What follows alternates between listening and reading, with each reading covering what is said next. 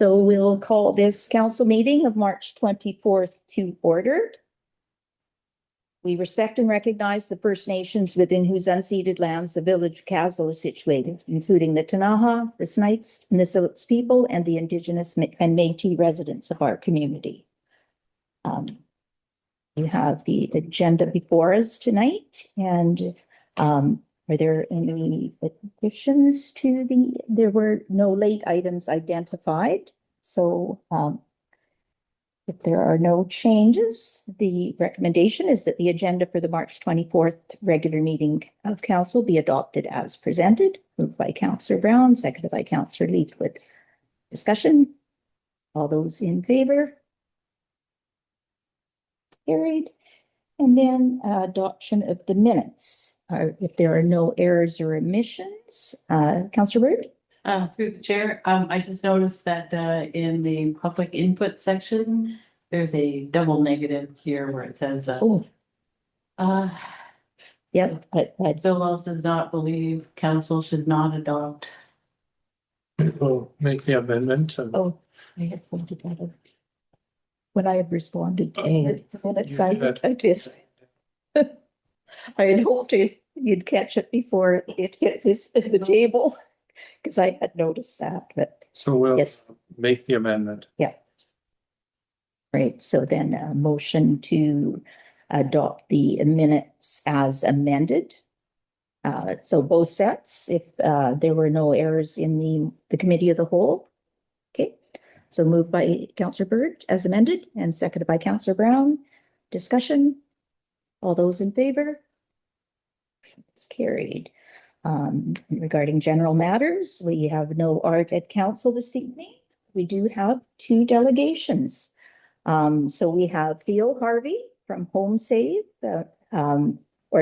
Speaking about the Home Save program, and Theo is from the city of Nelson. So Theo, you have 10 minutes for your presentation, and welcome to council.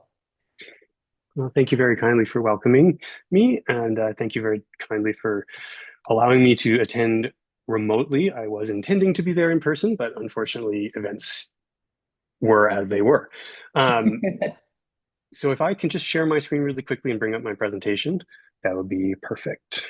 Yeah, you should have the ability to share. There we go. All right, I'm hoping you're seeing this. Well, I'll just go ahead and jump right in because we have a limited time. My name is Theo Harvey. I'm the energy program lead over at the city of Nelson, which is interesting. Why am I talking to you? You're Kaslo and I'm from the city of Nelson. I'm speaking to you because as the energy program lead, my responsibility is to operate and run the regional energy efficiency program, which is in the process of being relaunched, renamed, and rebranded as Home Save Central Kootenays. So I administer the Home Save Central Kootenays program, which is our residential regional energy retrofit program. We operate it out of the city of Nelson on behalf of all the communities in the RDCK. So if you are a member, or if you are a member municipality, if you're a resident of Kaslo or Nakus or Salmo or anywhere in between, we operate the program for you. We are Home Save Central Kootenays, not Home Save Nelson. The program, at its core, is there for everybody in the regional district of Central Kootenay. I want to make sure that this is very clear. We don't want anybody to misunderstand this as being a Nelson-only program. It doesn't matter if you are urban or a rural household. If you are, all home types are eligible with the exception of certain, multi-unit residential buildings and condominiums and fifth wheel trailers. Those would not be eligible because those aren't fixed homes. But there's no restrictions on demographics, incomes, or experience levels, nothing. Anybody who wants help from our program is eligible to register and ask questions from our program. So what is it that our program is? Let's start at the beginning. Let's start at the core of what Home Save is. It's an energy retrofit support service for RDCQ residents. We're there to help people go from start to finish and make as much sense of it as possible and make their retrofits as effective and cost-effective as possible. So we connect people to good information, trusted information, and expert advice. I like to talk about what we do as kind of a matchmaking service. We're very good at understanding all of the rebates and incentives that are out there in the ecosystem right now, whether they be from Fortis, BC Hydro, Clean BC, the federal government, or ourselves. We're very good at understanding all the eligibility requirements. And when you tell us what you are trying to achieve and what your situation is, we can help guide you into the right streams to make sure you get as much back from all those different rebate providers. But now, as we relaunch and rebrand, we actually have a few new features that I'm going to explain to you now that are very exciting. So for the first time, we're able to offer a retrofit rebate. That's a direct rebate from us to our program participants. So it's going to be very exciting to start sending out checks. This is a bonus rebate. So there's broadly speaking, two categories of rebates. There's the single measure rebate, which is what most people are going to be familiar with. That's the I want to get a heat pump rebate, and I'm going to get pick from this list of heat pumps that are eligible, use these eligible contractors, go do my thing, submit my receipts, get my couple $1,000s back. That's your single measure rebate. It's one thing, and there's rules for how to get it. A bonus rebate is trying to encourage people to go and do multiple different measures and go bigger, go further, go deeper. They're intended to try and help people go a little bit extra further and try and stack up different things. So what we do is we measure your pre and post retrofit performance of your house with an EnerGuide evaluation. And then we take the difference between your pre and your post. And if you are able to achieve a 20% improvement in your home's energy efficiency, then we can give you $2,500.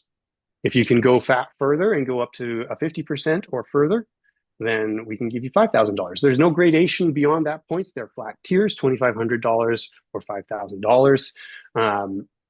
And there is a minimum requirement for hitting a 20% improvement. Now, there's a couple of cool features I'd just like to point out. Number one is that while it's primarily intended as a bonus rebate and is meant to be something that's stacked on top of other rebates, it can gap fill for certain rebates and certain conditions. So for people in our area, if you're on Fortis service, you don't have access to the BC Hydro solar rebates in our territory. This rebate can fill that gap and give you an opportunity to get a rebate for solar improvements, even if you can't get access to the BC Hydro rebates.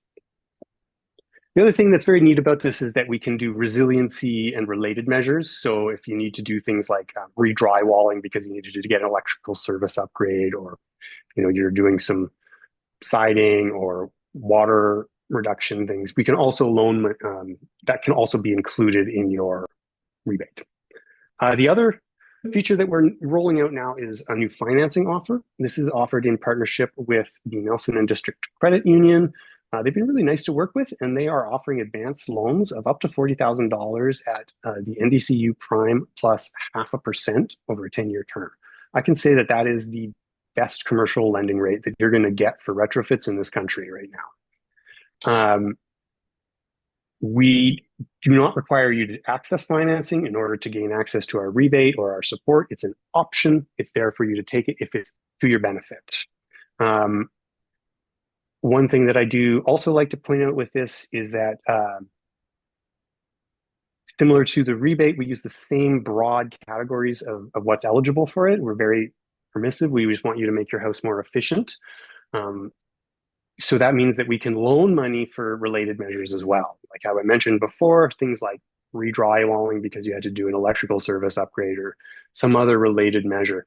These are things that we can also loan money for because they'd be part of the overall project. So two really great new offers coming out to help lower the barriers and make things more accessible, more affordable, and more cost-effective for people in our area. The whole program starts with an online intake. Residents would go to our website and they'd fill out a short form. It takes about 15 minutes. You're going to ask you a bunch of questions about your home and yourself and your situation and what you're trying to achieve. We'll have a conversation with you, go over all of that information, and ultimately go through a matchmaking process to line you up with all the incentives that we can. Once you've got your plan set and we've lined you up with as much out there as possible, then you can move forward knowing that you've got all of these other pieces that are already in place and that our bonus rebate comes in after the fact and gets stacked on top of it. So you're able to move forward with some confidence is what I'm trying to get to.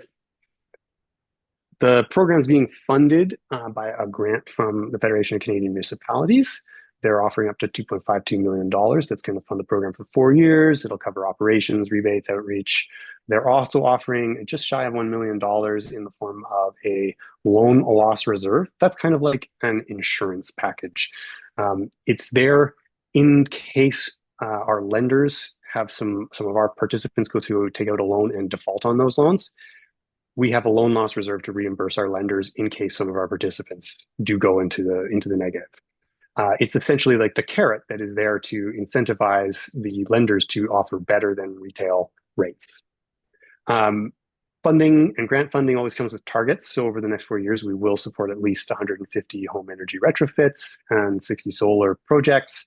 There should be some significant energy reduction and greenhouse gas emission reductions that come with those things. And I would say that those are minimum targets that I expect to beat. We have a number of other agreements that I'll just enumerate for your awareness. We have the partnership with the Nelson and District Credit Union that provides our retrofit loans at below market rates. We have just finalized an agreement with Fortis BC, and Fortis has come to the table and offered complimentary funding in order to reduce the cost of pre-retrofit EnerGuide evaluations for our program participants, which is a very kind and generous offer from Fortis. We also have agreements with NRCan and Clear Result Canada. So Natural Resources Canada owns the EnerGuide evaluation framework. And then Clear Result Canada is the service organization that delivers the EnerGuide evaluations. So we've set all of this up to basically make sure that the program is properly funded and has all of the supports and pieces in place that are necessary to guide people through the program to get them these benefits. We are in the process right now of rolling out this program. We're in a bit of a soft launch period at this point. We've made our website publicly available. We have opened up intake so people can start registering for our program. However, we've yet to release anything publicly. We have not issued a public press release. We have not issued any marketing materials as of yet. We're still waiting on that to happen. But we're going through a process during this period of notifying our partners about what the program entails, giving you the opportunity to ask questions so that you're fully informed. Like tonight, we'll be distributing some program materials as well before we do the formal launch. So we had intended to come up there with a stack of postcards that you would be able to distribute to your residents that would explain the program to them. Unfortunately, the timelines and the sickness didn't quite work out for that, but I would love to be able to mail you a stack of program cards that you could have in your offices and that you could take around and give out to residents if you so choose to. And then shortly after that, we'll begin a public outreach campaign and we'll be launching very shortly. And with that, I will wrap it up and ask if there are any questions. All right, you did a good job. I've got you just over 10 minutes, so that's perfect. Any questions from council? Councillor Brown. Through the chair. For people who have already kind of been able to take advantage of the former program, if they only took certain steps but didn't take all the steps that they were hoping to for various reasons, funds or whatever it would they be allowed to apply for this program, or would the fact that they've already been part of the old program prevent them from doing that? Yeah, I'm glad you asked that. It's a good question because, yeah, they would be eligible. Anything that they've previously done would no longer be eligible for rebates at that point, unless they were going to further upgrade that house, I suppose. The one caveat I'm going to throw into this, whilst people are still eligible, if they've done retrofits already, of course they're eligible. If they have done a set of EnerGuide evaluations already, that could be one thing we need to get them to do and redo an EnerGuide evaluation, because we need an EnerGuide that is representative of their starting position with this program. Thank you. All right. Any other questions? Councillor Bird. Through the chair, I'm just wondering how an EnerGuide evaluation, how does that work? How is it done? Well, I guess maybe I'll clarify. Are you asking what is involved in an EnerGuide evaluation? Yes, how is it done? Yeah, okay. So an EnerGuide evaluation it's actually quite a complicated evaluation. An evaluator will come to your house.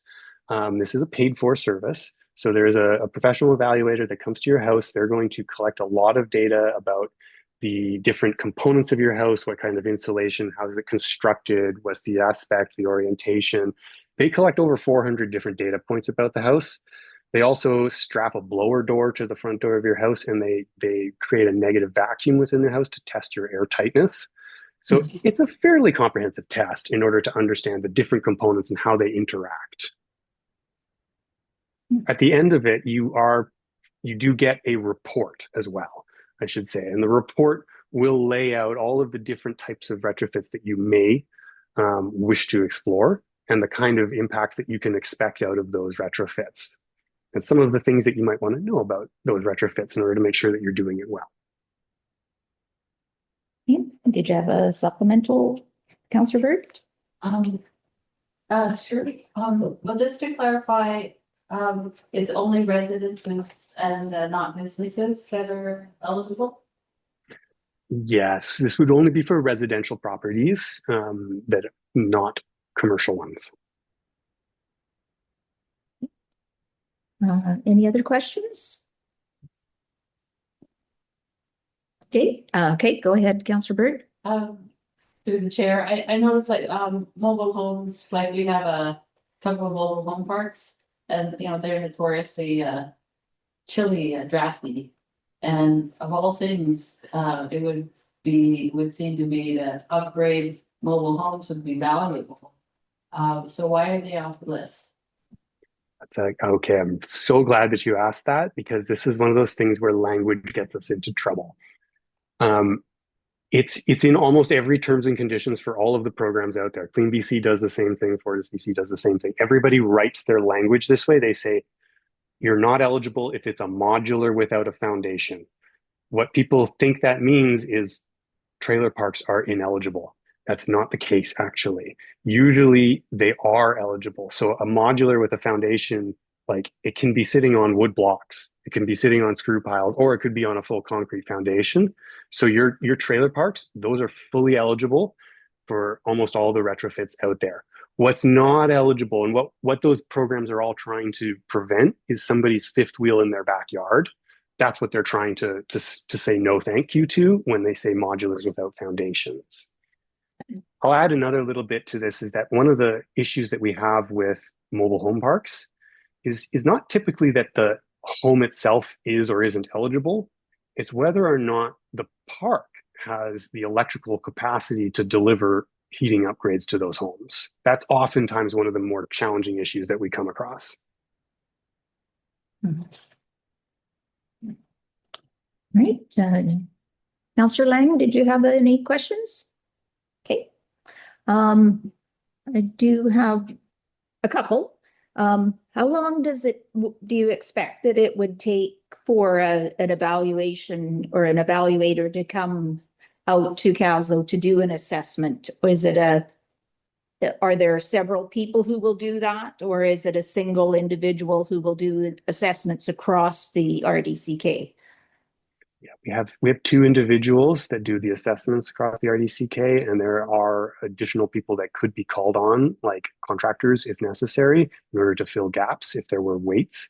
Our contract with Clear Result requires that we get, that appointments be booked within 3 weeks, no more.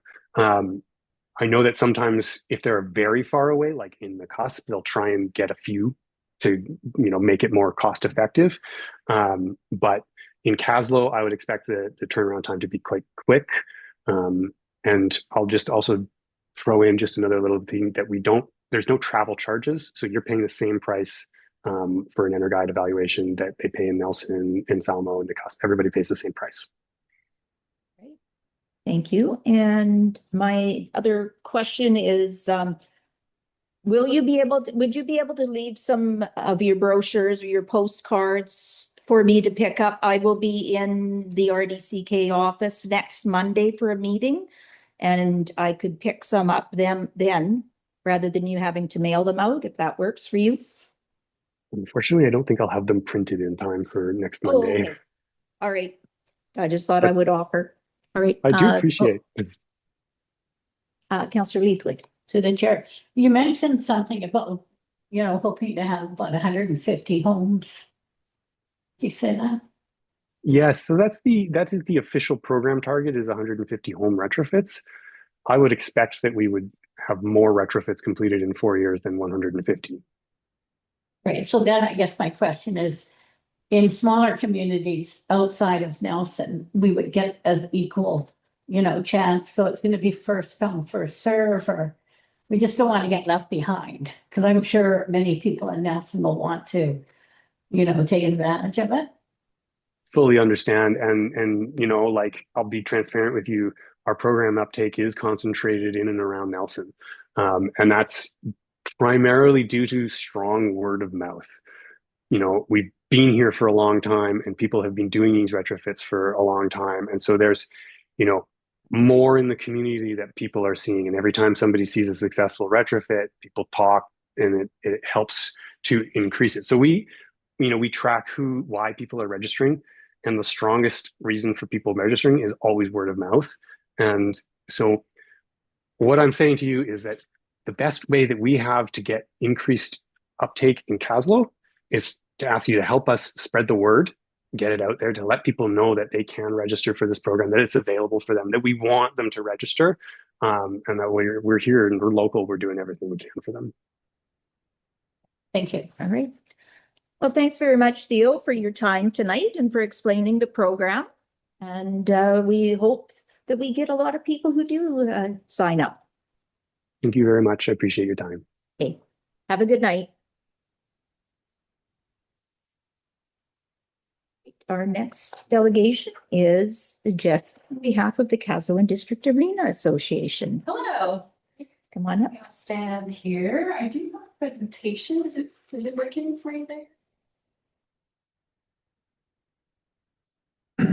Well, while it comes, I'll introduce myself. My name is Jessie. I'm here today as a board member of Kaslo District Arena Association Board. I'm going to start our delegation by telling you a little bit about how our season went over the winter. Great timing. So you can go ahead and skip to the next slide, please. So Iron Hockey is a big user group up at the arena in Kaslo. We had 74 players registered this year, which is really exciting to see. That's sort of big growth, bigger than it has been in the past. 5 minor hockey teams with ages from under 7 to under 15. There's 23 players that are signed up for the under 17 this year, so there's lots of little ones coming up. I don't know if anyone made it up for a 7 game, but it's ridiculously cute. And then minor hockey had 29 regular season home games booked at the arena this year. So that's where teams and families from neighboring communities come and they have a league game at the Kaslo Arena. So for the visitation there. We also have several adult user groups at the Kaslo Arena. We have 8 sort of regular hockey groups that book the ice at least once a week. We also have the Kaslo Cougars, which is exciting. 3 years ago, we had a dedicated women's ice time. I won't say that it was the first ever because Kaslo has a long history with women's hockey, but it was the first dedicated women's ice time in a really long time. So 3 years ago, the Cougars started with about 30 women on the roster, and this year in their 3rd year, they're up to over 60. So really exciting things happening for the Cougars there. We also have a skills and drills ice time. So that's a dedicated practice time for adult hockey players. So if you're someone that wants to learn how to play hockey in Kaslo as an adult, like it's a really good place to be. We have space for that in our arena programming. That's always quite popular. We also have the Kaslo Skate Club, which is fairly new. They focus on figure skating. I have them in the adult user group slide, but they have participants that are 3 years old all the way to 60 plus. So really robust community program in there. And they hosted this year their 3rd annual showcase event with 16 figure skaters, which is really exciting. Some of which went to the BC Games. And then we also, create space for senior skate. So specifically for seniors, they don't have to dodge stick and pucks or, the kids at public skating. We have that it's dedicated for them. Talking about community benefits of the arena, it's hard to put it into words, but I'm trying. We had 5 tournament weekends this winter. So benefits to the community in terms of visitation and spending in restaurants and accommodation and that sort of thing. That's both minor hockey and adult user groups, so 5 altogether. We have 3 seasonal staff positions that keep the arena operating, a mix of full-time, part-time. We have a family hockey ice time that I got really positive feedback on this year, where parents can play with kids and families can play together. Then we also have a parents and tots ice time. So again, you can bring your little ones out to skate around, not to dodge sort of fast teenagers at public skating or whatever. So really a diverse and inclusive and accessible user group at the Kaslo Arena, and a whole lot more. We can go on to the next slide, please. So I'll talk a little bit about the arena board. We're a group of volunteers responsible for the operation of the arena. And so we do things like have regular meetings and oversee the staff that operate the arena, set and collect user fees, operation, that's our jam. But the building itself, the arena, is a municipally owned building. And it's exciting. The arena has been operating for 50 years now, which is an amazing milestone. But timing is excellent. Thank you, sir. On to the next slide. There's some realities to that. We've been operating for a long time and we're facing some pretty significant equipment requirements, namely the replacement of our chiller, the imminent replacement of our chiller, which is a substantial investment. So to help prepare for these equipment requirements, we're pursuing a fully funded feasibility study that is through the CRS grant, which is the Climate Ready Infrastructure Service. And that grant program is really for small local governments to connect with climate experts and sort of bridge the gap in capacity and resilience building there. Good news, this feasibility study, the Kaslo District Arena Association can be the primary applicant. So we can take the lead on that one and be the primary contact. We do require a municipal partner, which is why I'm here. And then we also need a staff contact at the Village of Kaslo for the application. I believe the draft application was with the agenda. Did that go out? Yeah, awesome. So you've seen that. So today we're requesting the Village of Kaslo as a municipal partner and including that staff contact. But for tomorrow, once we have this feasibility study, it will identify our needs, potential pathways, and also funding opportunities for implementation. So as we move into implementation phase, we're advocating that the arena be a strategic priority for council and considered in budgeting and capital projects. Of course, we're not there yet, but it could be that there's a funding opportunity for implementation funding that will fund X percent of the total cost. So the arena will be looking for partnership and collaboration. And so just want to set the stage so that we can work together collaboratively and ensure that the arena operates for generations to come. I really tried to keep it short. How did we do? That's great. Yeah. Not quite 6.5 minutes. So Not that practice. Did anyone have questions? questions? Councillor Leaflet. Sure. Do you want to just explain who we're partnering with to get the Yeah, grant? yeah, absolutely. Through the chair. We're partnering with a company called Polar Tech Engineering. And they have worked with this grant program before many times. And their niche is really exactly what we need. So they've partnered with many different arenas throughout BC and Southern Alberta, more recently and broadly as well, to help them identify equipment needs, potential pathways, and so looking at opportunities for technology like heat capture or reducing emissions and more climate resilient systems. And then also supporting the implementation phase. So identifying potential funding opportunities and supporting that application. So it's a really, it's a really perfect pairing. Thank you. CA Baker is well aware of, Yes, are familiar with. yes, thank you. So we have our little expert here too. Some would say a mascot. Amazing. All right, any other questions? Yeah, Albert? so a chiller, I'm assuming, is what makes the ice freeze. Yes, through the chair. Maybe you could jump in, but I got a tour of the facility, and so the ice freezes because there's brine that goes to the slab, right? And the chiller is what makes that brine cold.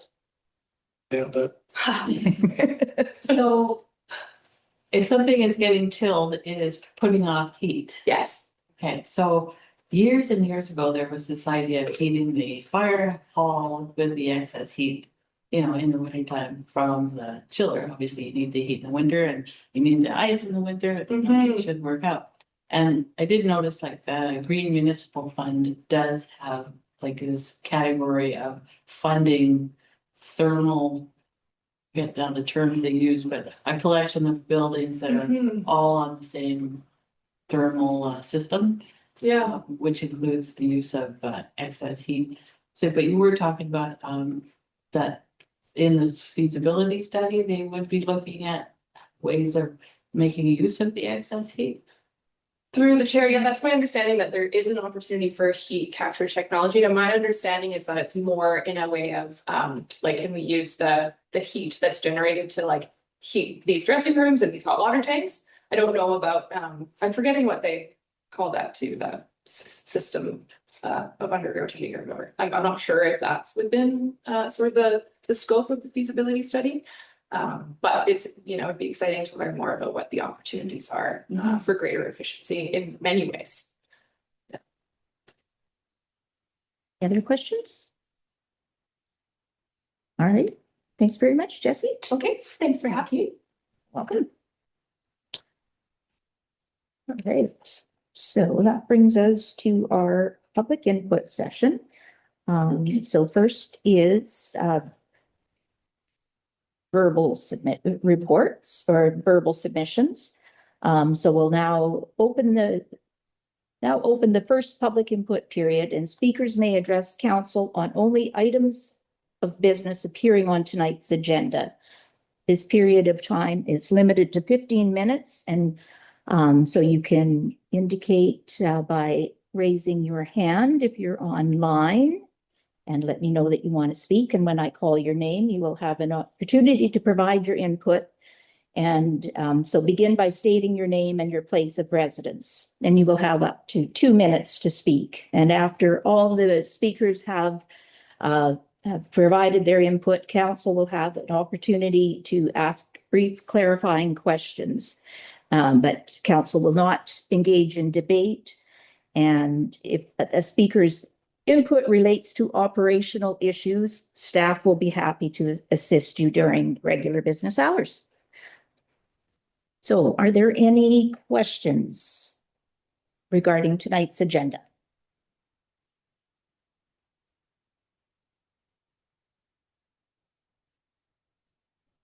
Do not see any hands, so we will proceed with the next item. So that would be written submissions, and we have not received any written submissions this evening that I've been made aware of. So we will move on to the next item of business, which is reports. So I didn't have a chance to prepare a written report for this meeting. So I'll give you a quick verbal, and then more information will be provided in my written report for the April meeting. So since the last meeting, I attended Federation of Canadian Municipalities in St. John's, Newfoundland.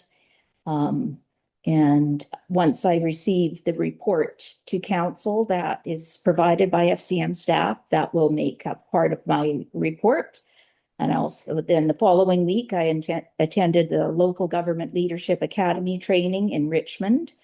And again, I will provide a written report on that for the next meeting. But it was really good. There were some really good sessions on people who have announced that they're not seeking re-election, and their experiences, both positive and negative, and encouraging people to, what they want to leave as legacies for the next council and for the communities that they served.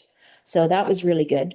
I had participated in a webinar with CBT on the use of AI, and that was put on by the people who host their meeting platform. Participated in the Imagine Kootenai Steering Committee meeting.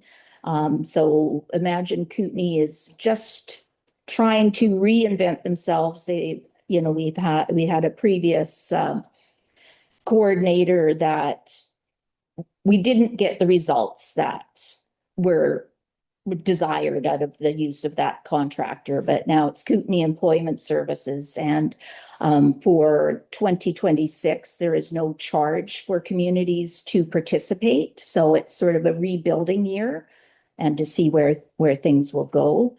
And then last Thursday, I went in super early and had breakfast with Lannon DeBest, who is the Executive Director of Clinical Operations for Kootenai Boundary. And that was prior to the RDCK board meeting. So we talked about the expansion plans that we hope to get underway at hopefully in the not too distant future, and addressed constituent request for information on expanding back out to 24/7 emergency coverage. So I connected the constituent with Lannon so that they can have a discussion rather than, because we're going to have that discussion at our health advisory committee, but felt that someone from Interior Health would be the better person to answer their questions. And attended the Kaslo Community Forest Board meeting because I knew I was going to miss the AGM because of being at AKBLG. And most of council had a meeting with MLA Anderson on last Friday, which to discuss Kaslo's current priorities. We had a couple of things that we spoke to her about in the short time frame we had. And then we had our Health Advisory Committee meeting last night. And then I won't be able to attend tomorrow night's open house because I am the chair of the West Kootenai Boundary Regional Hospital District, and tomorrow night is our scheduled meeting. And then before our next meeting on April 14th, just if you can mark your calendars on Monday, April the 13th at 6:30 p.m. at Heritage Hall. That will be the resident input session. So ready grants, most people will know what ready grants are.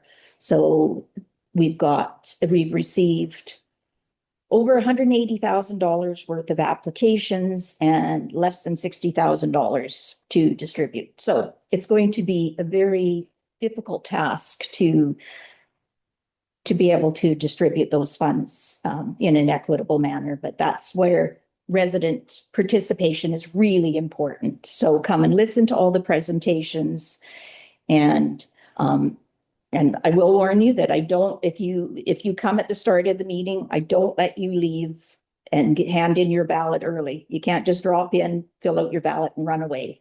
You have to stay for the entire meeting because you don't want to be the last presenter presenting to a couple of people in the room. So in fairness, that's what I do. So that's it. Council, any reports for this evening? Councillor Brown. Through the chair, as you said, Mayor, he was at the community forest meeting this past week. We spoke about the winter in the forest recap. We talked about planning for next season and made sure that would start coming into the village in October or before, so that there's plenty of time to do all the planning. There was talk about trying to find more community partners around the event. There was a look at the financial report While there were losses last year, the projections for this year are that there'll actually be some gains, which would be nice after a few years of losses. The board is having its AGM on April 16th at 7 p.m. up at the school. At this point, nobody put their name forward for the board, so we're looking at the continuing board members to be there. And then the conversation kind of did come up around us at the village wanting to look at our watershed and how we can possibly clean that up. And the board showed a willingness to have conversations and perhaps partner with us in cleaning up the watershed if we were looking for kind of a partner. They're familiar with the area, they operate right there, and it's something that they have some expertise in. And once the minutes for these tend to be a week or two behind the meeting. So once those show up, I will make sure that they are posted. Thank you, Councillor Brown. Anyone else? Oh, that Councillor Bird. Through the chair. Yeah, I was just, I was at the Health Advisory Committee meeting as well, and I just thought it'd be nice to give a heads up to something that'll be quite interesting for seniors and those aspiring to be seniors. So somewhere, I emailed, I did not write down the date, but it'll be later in like the 24th of April, somewhere around 25th, like 25th of April Saturday, yeah. at the Legion, and there will be various groups of interested seniors that serve seniors, or ways that you can, if you are a senior, find out ways that you can have like more socialization by now, the different things that might interest you that you're not aware of.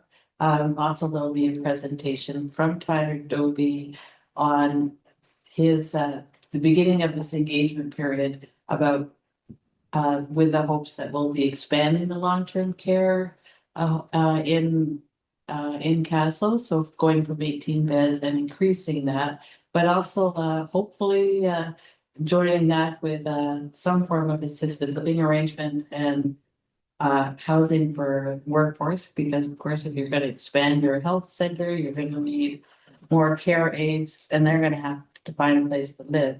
So this is, any project proposal like that has a very long lead time, but the beginning part is the visioning part, and that will begin this summer, and it's something that is meaningful to just about everybody in town.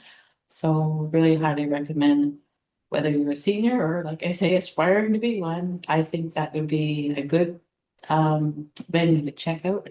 And I'm sure you'll see more flyers and posters and on Facebook information ways that you can, find out the exact date, and then it will be at the Legion. So it's coming up. Okay, thank you, Councillor Bird. Councillor Leakwood. I'm actually on that planning committee. So it is at the Legion on the 25th. It's from 10 to 2. And other than the, we've got about 12 groups that are going to be having a table. We've also got some practitioners that will be doing some demonstrations and a couple of presentations. Plus, we'll also have an opportunity for people to give input on issues that are about aging in Kaslo and in the north end of the lake. And it'll be kind of a precursor to the seniors advocates visit in September. And we'll have another sort of symposium type thing at that time, which is September 25th, where we'll be able to take the input from the Seniors Expo and, have breakout groups and talk about those things. So that's what the, long-term plan is. And we just actually got a grant from CBT to hold the event, so, which is great. But I also wanted to mention that our new art for Legacy Park should be coming in April. That's when we change, and it's a local artist, as we said this year.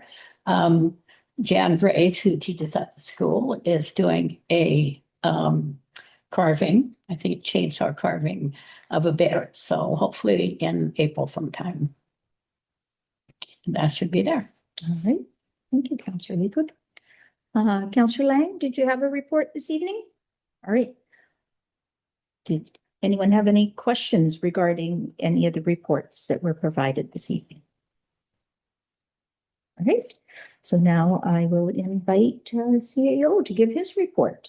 CAO Baker. Thank you, Mayor Hewitt. So our annual financial audit is almost complete. Council will receive financial statements and the auditor's report in April. At this time of year, we're also working hard on developing the draft budget that will be presented to council at your April 14th meeting. Staff are also making plans for the 2026 election. So we're currently seeking a contractor to provide assistance, and work on that is going to start ramping up in the second quarter to make sure we're prepared. On the planning and development front, there's been mention of the OCP zoning bylaw update. Information is on the village's website. There's an online survey that's now live. The open house is scheduled for tomorrow, and it has two key purposes. One is to seek input on key zoning topics, such as the types of housing that the public would like to see prioritized in Kaslo. What considerations do we need to give to increase density, short-term rentals, constraints for home-based occupations, parking, mobile vending, and accessory buildings. And then the second key purpose would be to explain to the public why the OCP is being updated and what parts will change, which really is a reflection of new provincial legislation and the housing needs identified in our local housing needs report. And the last update to provide you would be on our roads. There's a tender for road rehabilitation that's been issued. There's details on our website as well as BC Bid. Bidding is open until April 8th. And after that, there'll be a staff report that's provided to council to consider awarding a contract. Okay. Thank you, Mayor Hewitt. CAO Baker, are there any questions? Councillor Leithwood. To the chair. When you say road rehabilitation, you don't mean paving. Through the chair, it would be road rehabilitation would be more than paving. Often it involves reconstructing the base, the sub-base. So rehabilitation includes paving as a part of it. And as I think council knows, there are some roads in town that are Right. in poor condition. So rehabilitation, including reconstruction. Okay, thanks. Any other questions for CAO? Great. All right, so then we will move into our consent agenda, and there are no items this evening, so we will move on to our business items. So the first one is the Kaslo and District Arena Association. Would you like to speak to that at all? Because is it before I read the recommendation, I was just looking at where that was, if we had it on our priority list, but I can't see that sideways. Arena mechanical upgrades. Right, so this is, this is different than that, but this is just supporting an application, correct? Yeah. Yeah. All right. So are there any questions for the CAO before I read the recommendation? All right. So the recommendation is that the village partner with the Kaslo and District Arena Association on its climate-ready infrastructure service application to explore opportunities to enhance the operation and energy efficiency of the Kaslo and District Arena. By Councillor Brown, seconded by Councillor Bird. Any discussion? Well, all the question, all those in favor? One opposed, so that motion carries. And our next item is Kaslo and District Arena Association municipal event of significance. So based on the report, the recommendation is that the 2026 Logger Sports be declared a municipal event of significance for the purpose of the Kaslo and District Arena Association's special event permit application to the Liquor and Cannabis Regulation Branch. Moved by Councillor Brown, seconded by Councillor Bird. Any discussion? All those in favor? That motion passes. And Kaslo Search and Rescue. So this one, I would like you to More for the benefit of public who are listening, in case they haven't read the entire package, which I wouldn't expect them to, but just to give us a bit of a snapshot of that would be great. Thank you, Mayor Hewitt. So Kaslo Search and Rescue approached the village. They currently have leased land from the village, and that lease will expire at July 1st of this year. So they're looking to figure out what their future plans are, and they would like to expand or build a building on the land that they're currently leasing. And that would give them, or in order to do that, they would like to either have a long-term lease, 99-year lease, for example, or to own the land outright. And that would give them greater ability to find funding if they own the land or had a long-term lease. And so what staff are looking for at this point is just direction from council on whether there's a preference for leasing, a long-term lease or sale, and then efforts can be put into that direction rather than two options with all of the legwork that's required coming to council. Staff are trying to see if there's a way that council would lean one way or another. So if there's some type of direction that could be given to staff, that would be great. Hand it back over to the mayor. CEO Baker. So I'll read the recommendation that's in here, but we have to choose either one or two or not to support it at all. But that council directs staff to pursue either one, a land sale of the KSR occupied parcel, or two, a long-term lease renewal with KSR, and report back with the required legal and procedural steps for the selected option. So we need to provide or like I said, if we don't want to entertain that. So, Councillor Bird. Through the chair. So if you have a long-term lease, which is, as far as financing goes, just as good as a sale. So that would be satisfactory to KSR. Thing about a lease is it costs administration time for the next foreseeable future. And B, on the other hand, for a positive, it means that you can control the activity on that area because it is your land and the lease will have terms. And versus if you sell the land, unless you have some kind of a covenant on it, that the zoning will be, what is the zoning for the fire hall? So it would be the same kind of zoning? So the permitted use of that area is controlled by the zoning. So that is one control the municipality has. Should it sell the land, it can control it through zoning. But if you sell land to somebody, they can presumably sell it again. And the only control the municipality would have would be through zoning. All right. So what I'm saying is a lease option is one has more control over, that in the next 10 years, I can easily see KSR developing as it does, and it's a busy place, and it'll be exactly what we hope it would be, and all the power to them. But in 80 years,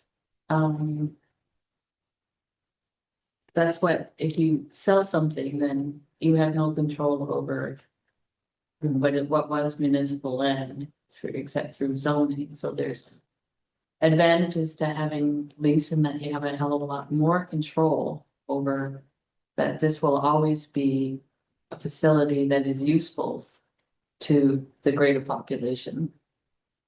If you lease it, if you sell it, you lose that control, or you have to recognize that the only control you do have is through zoning. Councillor Leafwood. To the chair. If we were to sell the land at a less, what they're asking for is a less than market value, could they still request a permissive tax exemption if we sold the land for a lesser value? Or does that, it's not related up to, That would be up to the council of the day. They can Right. request. Can't tell them they can't. right? So if we were to sell them the land and they got a permissive tax exemption, other than the initial sale of the land, we wouldn't get. And they were granted a permissive tax exemption, we wouldn't really get anything out of it, like financially. Whereas if we leased it, we would get the lease payment. Depends what the lease terms are. Well, we are looking at all of our leases for a nonprofit, so it has to be a fair lease, right? Councillor Brown? Through the chair, a question for the CAO. Were we to lease this and continue to own it and a building were to be built on it, how would that affect our asset management? Like, we're looking at all of these buildings that are kind of at end of their life. Now this is a potential building at the beginning of its life. Would there be thoughts as to putting aside money to replace that in whatever amount of years that the life could be, the expectancy? Like, would this add to our asset renewal deficit? Would it be just an asset for the community? Like, where would it fall in that? Because I guess we're just looking at how many municipally owned buildings we have. And so if this were like, we were to lease the land, would the building, I guess, be owned by KSAR, or would the village own that building, and how would that affect those things? David? Through the chair, so the village gets to decide what the terms of the lease are. And if you have what's called a triple net lease, it means that they can build a building, but they're responsible for all insurance and maintenance. It's all on them. So even though it's built on village land, the building is entirely their responsibility. And if that doesn't sit well with council, then you can have other types of leases where perhaps they're responsible for, the insurance, but the village pays for maintenance of the structure or the roof. So at the end of the day, it's up to council to decide whether it becomes an asset that has to be maintained by the village or not. Thank you. Councillor Lang, do you have any questions?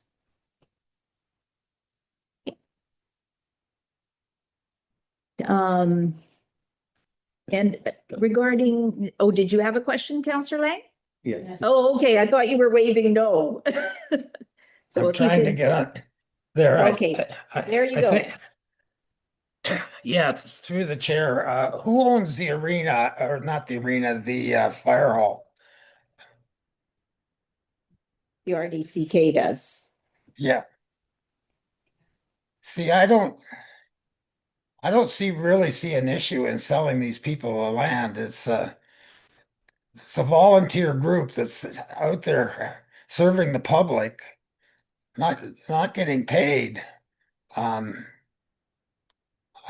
think that if you're worried about them making a profit by reselling it, then you could put a covenant on the sale that if they choose to at any point liquidate the property or the assets, that comes back to the village.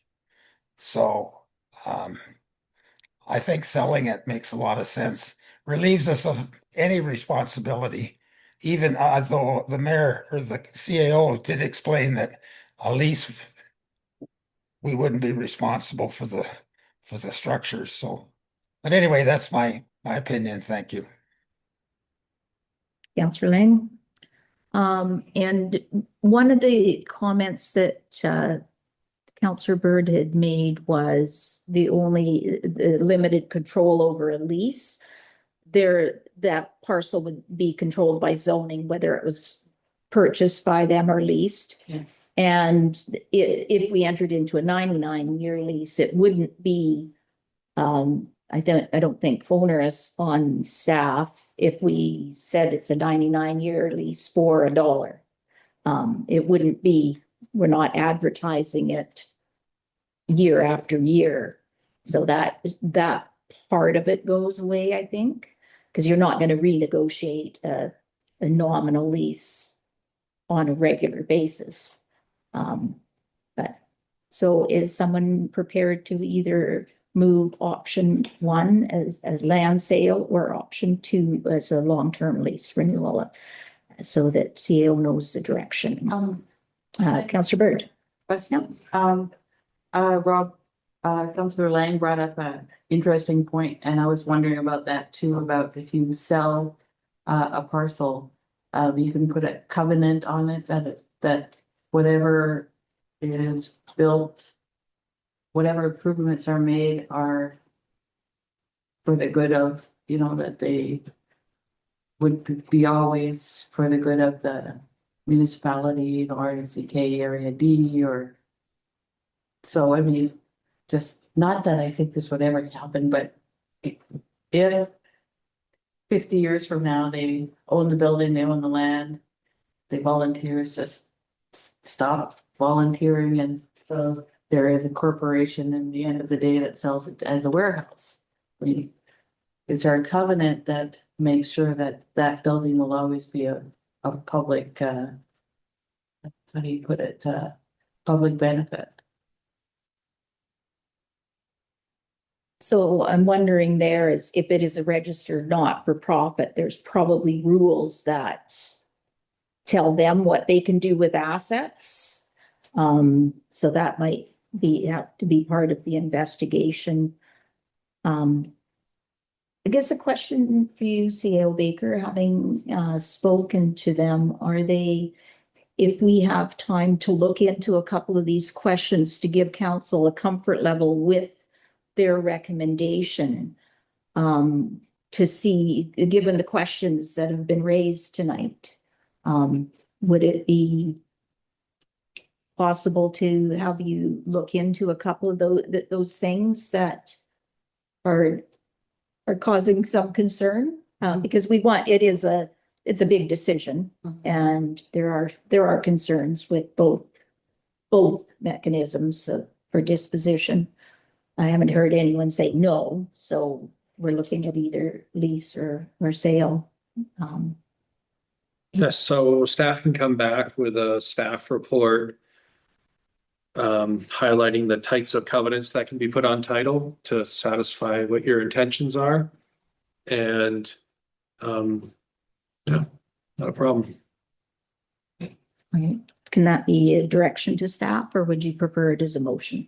Motion is best so that staff are only doing things that council have directed. All right. So if certainly your hands aren't tied to whatever resolution you make, if staff come back and you're not satisfied with the information, then you're completely can take a different route. So that council directs staff to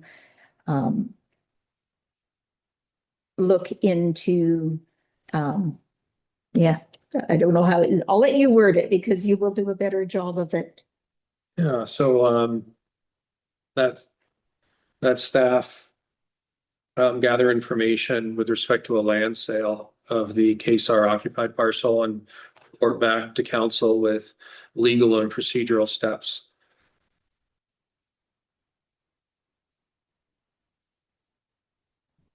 Moved by Councillor Leithwood, Yeah, I'm just a second for discussion, otherwise. for discussion. Yeah, no, Okay. thanks for discussion. Okay. I was just, I guess we all understand leases. So what the motion is saying is you're going to investigate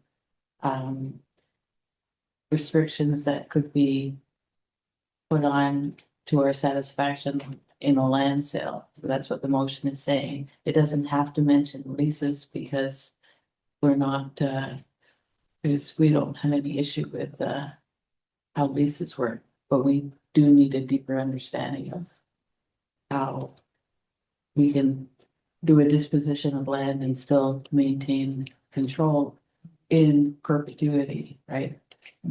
So that, okay, that's fine. I just had to process that.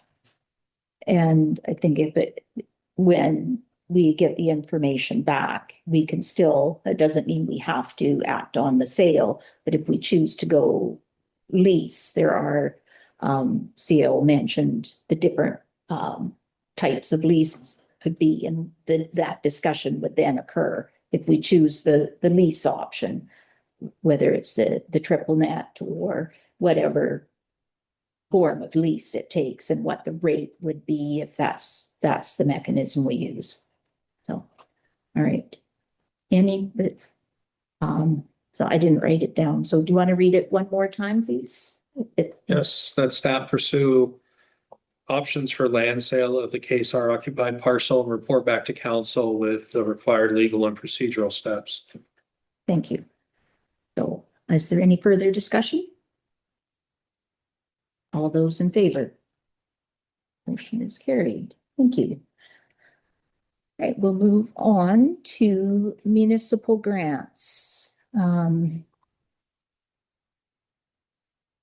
Councilor Brown. Through the chair, as I was part of applying for one of these grants, would it be appropriate for me to recuse myself at this point? Yeah, It feels like the right it thing. feels more comfortable. So I am going to recuse myself, Right? as grounds of I applied for a youth baseball grant. Oh, this is municipal, not recreation. So you're okay for I am municipal? okay for municipal, just for recreation. Okay. Sorry, I read Yeah. that. Yep. Okay. All right. So there is a recommendation here, but I would like to ask, that the eligible applications for 2026 municipal grants be awarded the full amount of their request. My question is regarding, show and shine, and because they are not considered eligible. And, my concern is that they have always come to the municipal grant program for funding. And I think that I'm guilty as well, as by combining municipal and recreational grants in the same policy, there was crossover that I think was unintended. Because like I said, we've always funded show and shine through a municipal grant because it's more flexible than a recreation grant is. So I personally don't want to see them excluded from the funding. I personally would like them to be consider us making them an eligible applicant. There is still sufficient funding based upon what we did last year to award them a grant as well. But that's just, I just wanted to say that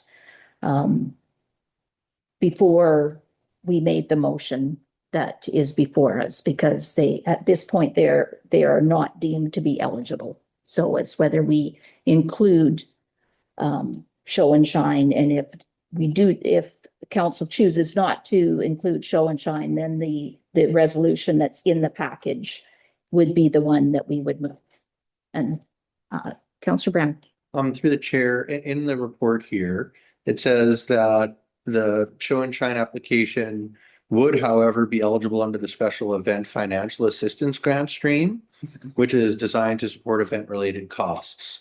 So as we're trying to kind of educate the community on all the different kind of streams that there are now, and encourage them to get into the stream that would be best designated for them, might it be best to have them apply under the special event financial assistance grant stream and then have an opportunity to fund it through that. That way, in years to come, there be an understanding and a clear precedent of, we do want to fund this. It's something that we intend on, and in perpetuity, we have been for a long time. We just want to make sure that we are being consistent with what our new policies are. And so I would suggest, if it didn't affect the timeline, and because if it's made it so that they just simply couldn't have the event because there wasn't enough time. But if they were able to apply for the special event financial assistance grant stream within the time, then I would suggest that that might be the better place to do that. All right. Councillor Leithwood. To the chair. I guess I had a question about what is considered operating and ancillary supplies, because in the acupuncture application, they're requesting support for clinical supplies and a portion of the rent. So what is the difference between, like, they're all operating costs? So I don't know why that one was singled out as not being compliant, but others were okay with their requests.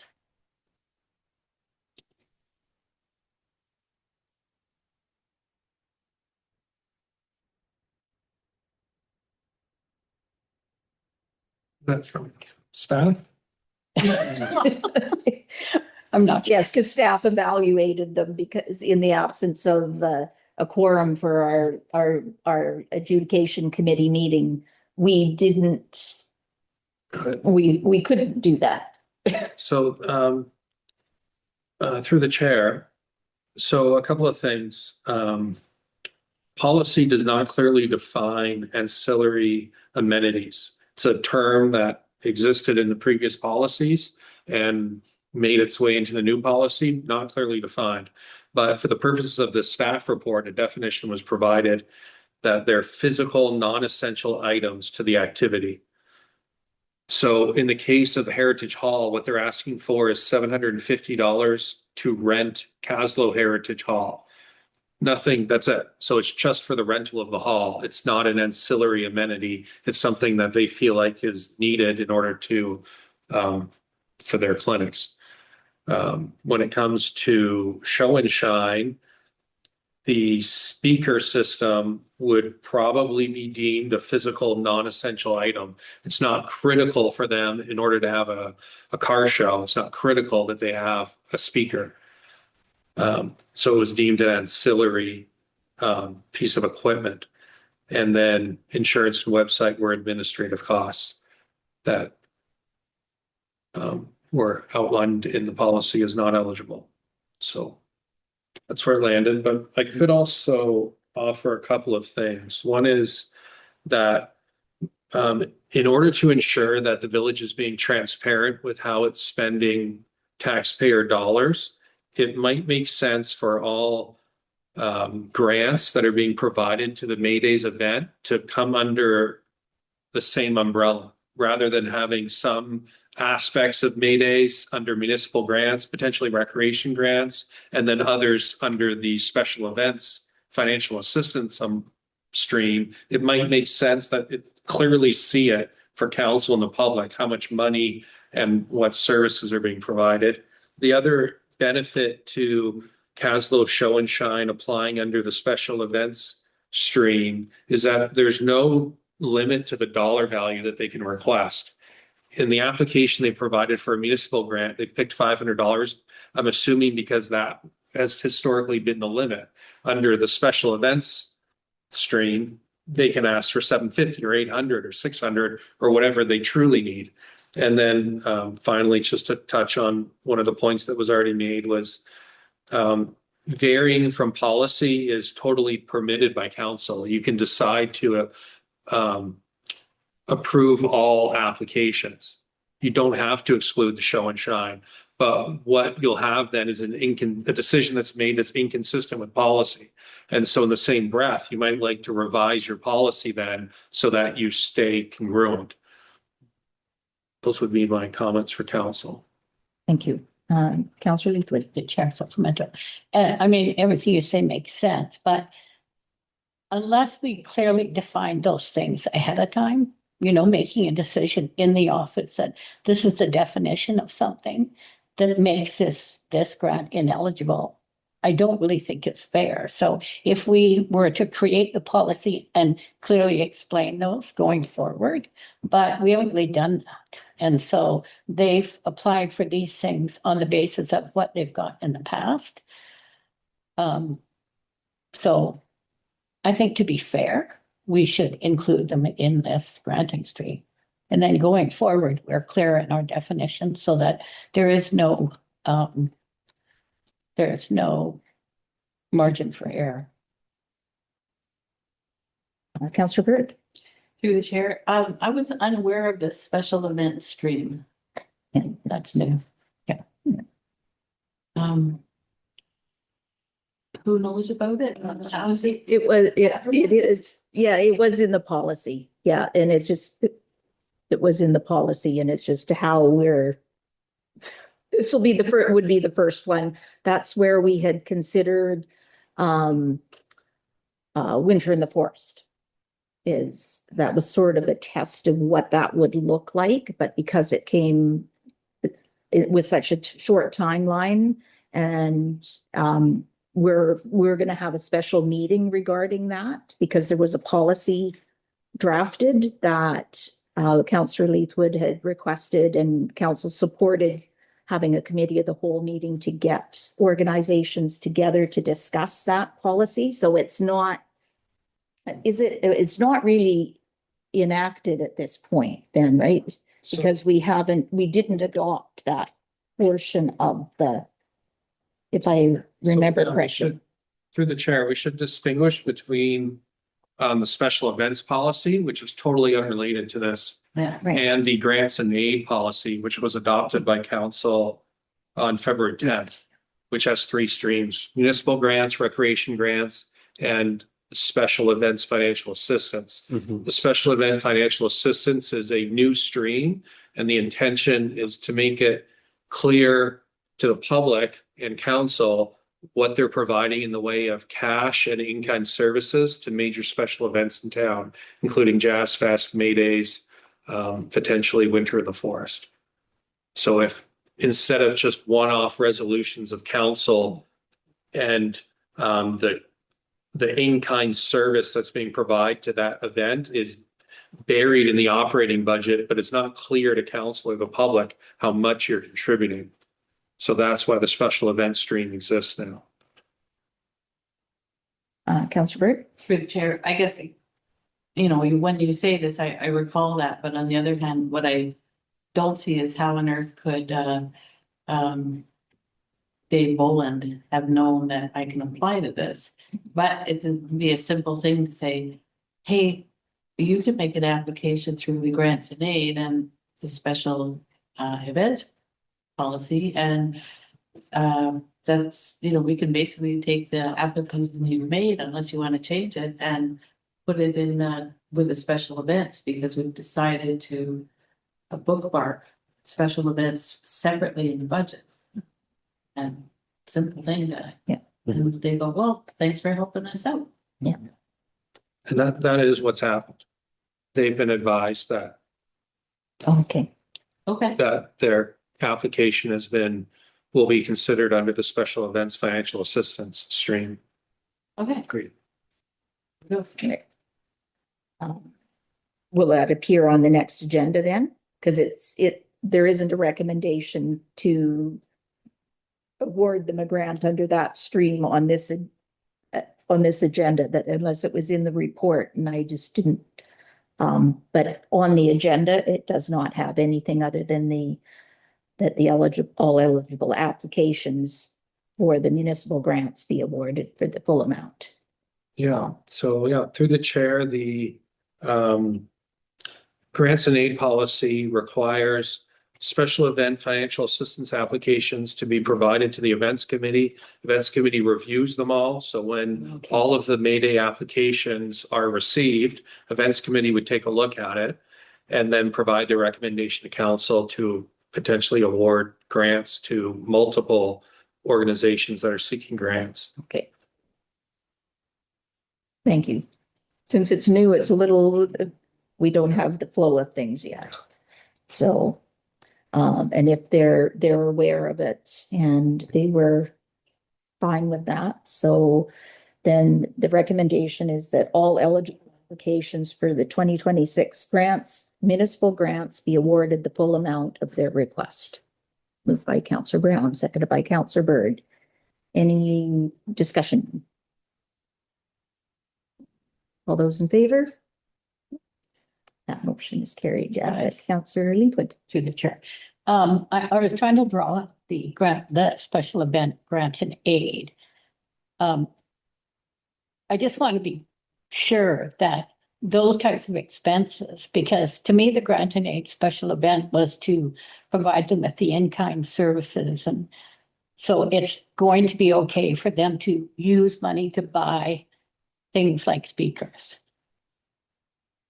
Through the chair, I'll just read this section for council on the special event financial assistance stream. Bear with me.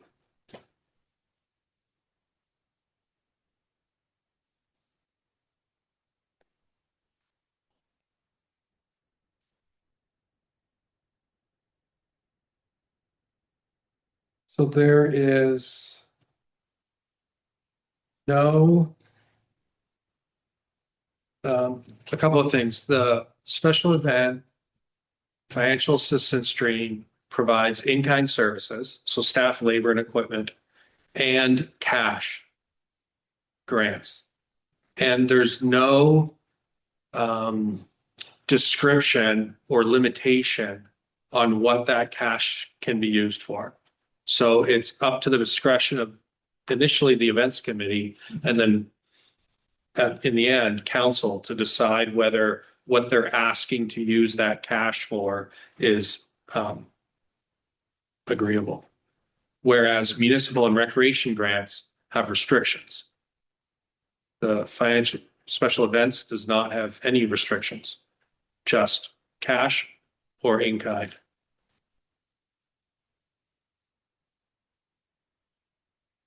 Okay, thanks. All right. Then we will move on to recreation grants. I will now. introduce myself. Sorry. Apply for a grant. Yes, you could. Okay, thank you, Councillor Brown.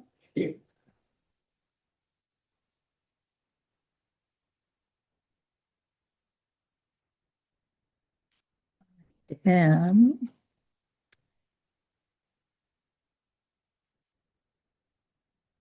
so there are no issues with any of the applications that have been submitted. The recommendation is that that council award the 2026 recreation grants for the spring intake to all eligible applicants in the full amounts requested, except for the Kaslo Curling Club, which shall be awarded $1,000, and that is as per the policy.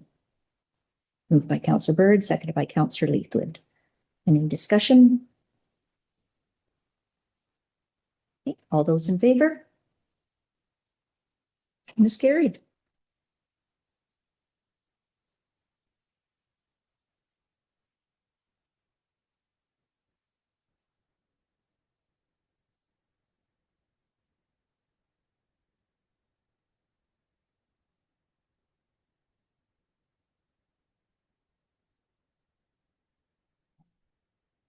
I just wanted to, whether this is out of order or not, you could tell me, CEO Baker. But there is a comment in the report about the budget not being set yet for the recreation grant stream. And I want to recommend that the budget be at $10,000 as in prior years, with the addition of any unspent funds being carried forward from the 2025 amounts. And that would have to be determined by the finance staff. There's a bit of the history is these funds come through the shared service, the North Kootenay Lake Services Committee, and we're taxed for that, and the amount is $10,000 a year. I don't see it as, unless we want to add additional funding to it, but we've always left it at the $10,000. But any monies that flow through that service to the village for this grant program stay within the grant program. So I just think we should leave it at 10,000 per year, which is what we receive. And we also receive 1,500 for administration of the program. And, yeah, because, yeah, that's the way it, well, I know it's the way it's always been, but unless we change that budget at that table, then any additional funds would go into that pool and would be awarded on the same basis. So, and if Kaslo and Area D, organizations are eligible to apply. So that's, those are just my thoughts, and I don't know, but can I make that recommendation now that we set the budget at $10,000 for the year, or because otherwise we'll be in the budget meeting and then you won't have a chance to think about it. Yeah, so If it's out of order certainly you right now. could make a motion right now. Yeah. And discuss it and have it voted on. Alternatively, staff were planning to include a $10,000 line item in the budget. And so we could let it play out. And then when council sees the draft budget at its next meeting, you should see it there. Okay, So- I just wasn't sure because our committee would normally see from our finance staff if there was any carryover from the last year, because we do have to be accountable to that, to the RDCK for the funding that we, as the village, receive for that program. So we need to make sure that we're reporting on it and spending it appropriately. It stays within that program and doesn't get assigned to other recreational things just for the village. Yeah, because when I'm at the regional district table, I have to think globally, and because that money is decided upon by the two directors from Kaslo and Area D. But if, okay, moved by Councillor Leithwood, seconded by Councillor Bird. Any discussion? All those in favor? It's carried. All right, so we'll move into other business. There are no correspondence for action, and there is one motion served. This was based upon Councillor Bird's notice of motion from the last meeting. Thank you for test driving the policy. And so I'll turn it over to you, Councillor Bird, to speak to your motion. I did, through the chair, I did write a memo, which Yep. we all got Yep. that. And don't have that much more to add to it, but it's just struck me when I learned about this, that it was just a plain justice issue. And then I thought, it's not just a justice issue, it's also an issue that is part of the tapestry of tourism that we rely on. We are not, we're a beautiful Kaslo, but we're also people that are the tourists and come visit us or decide to come and live here have also toured around. And I know my son and grandchildren visited that Silversmith Power and Light operation, and they were just fascinated by it. And I think it's such a cool thing. And the more that we can sort of feel that we're all in a neighborhood, us that sort of share a history, the more we should support each other, the better it will be. And you're thinking about assets that are over 100 years old, and we gotta preserve. We gotta keep that mindset of preserving it all, not just for ourselves, not just for our town, but our region and that shared history. So so I came up with to me, the plain injustice of not being able to sell power at a decent rate, and just sort of the history that went along with that one. And then the tourism aspect, and also who knows that in the future we might actually decide to become an independent power producers ourselves. It's not beyond the realm of possibility. It certainly used to be. Technology is changing, smaller footprints, smaller ecological footprints for power plants are becoming more and more possible. So we'd be shooting ourselves in the foot if we did not sort of in the future, if we did not currently support justice for an independent power producer that could use our help. So that's where I came up with the idea that it would be appropriate as a council for those reasons to write to the provincial government, whoever is most appropriate, like rural affairs, industry, I imagine the staff will have a better idea than I who would be an appropriate recipient of this letter. And also, if RDCK has written a letter of support in the same, and you might find out who they wrote to.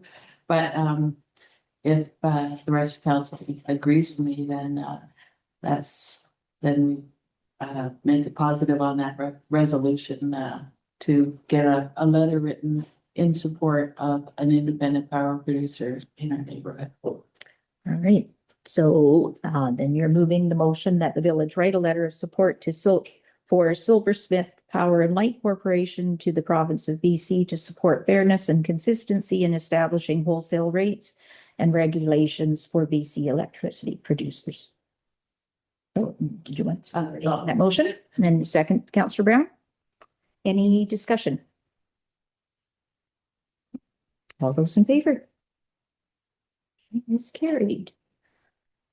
And we have no information items this evening and no reports for information. So I think we get verbal.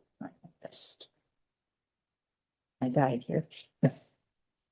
So we'll now open the floor for the second public input period. Speakers may address council only on items of business appearing on tonight's agenda. The period is limited to 10 minutes. And when I call your name, you have the opportunity to provide your input. Please begin by stating your name and place of residence. You will have up to 2 minutes to speak. And then after all speakers have provided input, council members will have the opportunity to ask brief clarifying questions through the chair. And council will not engage in debate. And if the speaker's input relates to operational issues, staff will be happy to assist them during regular business hours. Are there any questions regarding any items on the agenda this evening?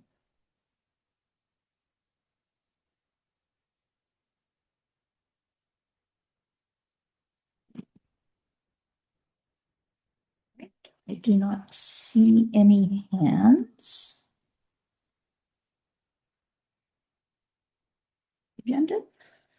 All right, then recommendation that the council meeting be closed to the public pursuant to Community Charter Section 91C, labor relations or employee relations. Moved by Councillor Brown, second by Councillor Leithwood. Any discussion? All those in favor? Motion is carried. So we'll just take a moment to get, yep, we'll take